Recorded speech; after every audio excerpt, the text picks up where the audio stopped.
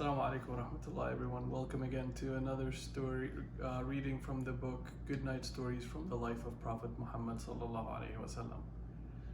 In the last episode, we talked about Muhammad sallallahu alaihi wasallam and Abu Bakr as-Siddiq preparing to leave Mecca for Medina, but they were waiting for permission from Allah subhanahu wa ta'ala, and how a lot of the Muslims, or the majority of the Muslims, slowly snuck away from Mecca and went to Medina to establish a new life there without the oppression and without the harassment of Quraysh.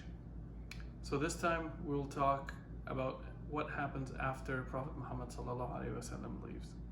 Once again, I'm joined by my two esteemed helpers, Umar and Nabil. So, on to reading. The Prophet hides in the cave. All the Muslims of Mecca migrated to Medina. Only the Prophet Muhammad sallallahu alaihi wasallam, Abu Bakr Siddiq radiallahu anh, and Ali ibn Abi Talib were left in Mecca. Maybe a few other Muslims were there because they could not leave. The Prophet was waiting for Allah subhanahu wa ta'ala to give him permission to leave. And finally, one day Jibreel came to him and said, "Do not sleep in your bed tonight." And that was the sign that he was allowed to leave Mecca to go to Medina. The night fell, and Ali radiallahu anh, who used to live with Prophet Muhammad sallallahu alaihi wasallam, were alone in the house. Suddenly, they heard some noise outside.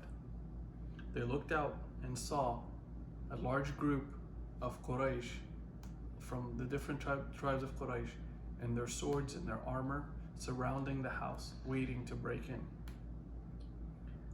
The Prophet ﷺ was not afraid, and he knew that this was his time to leave. He told Ali ibn Abi Talib to hide in his bed and covered him with his cloak. And he said, "Wait here while me and Abu Bakr leave. Just hold them back." "I'm going to leave with Abu Bakr," he said. "You follow later on." The Prophet ﷺ left his house, and it was a miracle with him leaving with no one seeing him.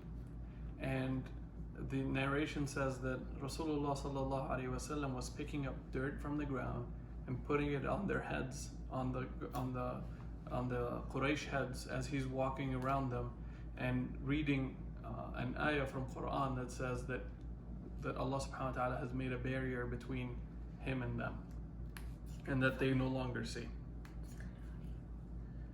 In pitch darkness, Prophet Muhammad ﷺ went to Abu Bakr's house, where Abu Bakr had two camels ready. He was preparing them for weeks for this day. They got on their camels and they left the city. And they left in the opposite direction of Medina to throw off the people, their pursuers. They made it to a mountain called Mount Thawr, or Jabal Thawr, which is nearby. There was a cave there in which they hid.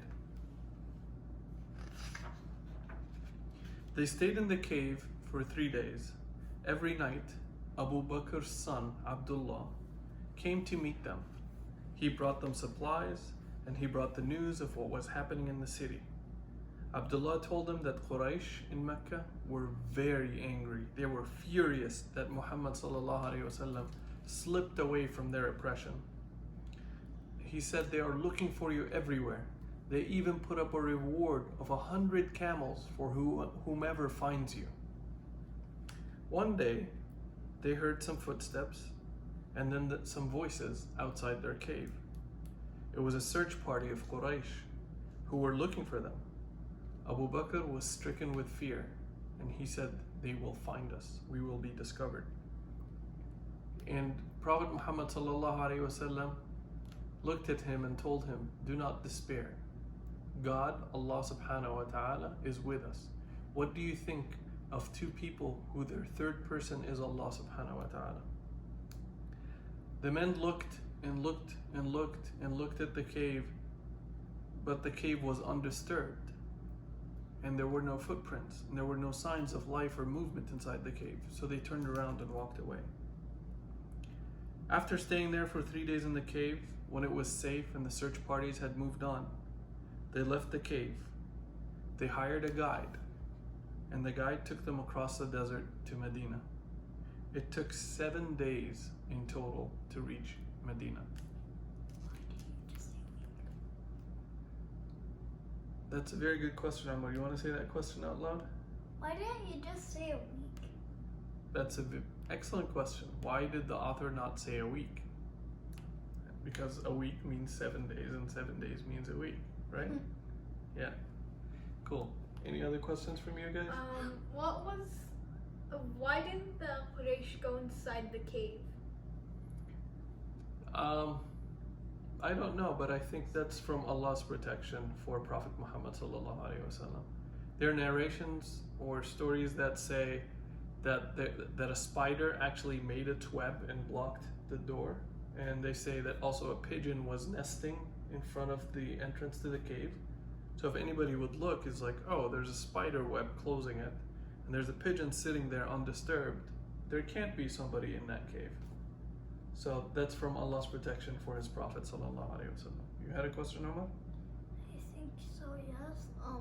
How big was the cave? That's a very good question. Jabal Thawr still exists in Saudi Arabia now, and people know where it is and people go visit it. Unfortunately, I haven't visited it. I have an idea. Maybe you and we can go to the computer and look for pictures of Jabal Thawr and the cave there. That's a good idea. Maybe you should try that. Thank you again for joining us. Next time, inshallah, we will talk about one of the pursuers that followed Prophet Muhammad sallallahu alaihi wasallam on this journey to Medina, and we will hear about the exciting adventure or the excitement that happens then. Join us again tomorrow, inshallah, for the next episode. Like the video if you liked it, dislike it if you didn't like it, join the conversation on Facebook. Thank you so much. Assalamu alaikum.